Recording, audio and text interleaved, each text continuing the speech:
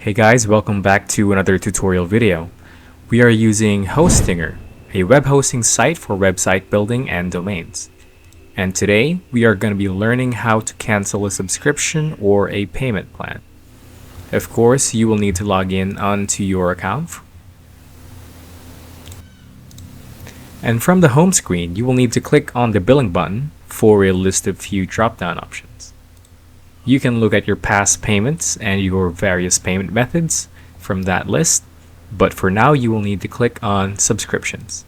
On this screen you will see all your hosting subscriptions, and you can manage each one of them.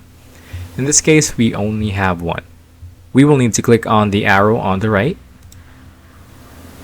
to see its details, and we can either renew the plan or click on Disable Auto Renewal if you no longer want your subscription to continue.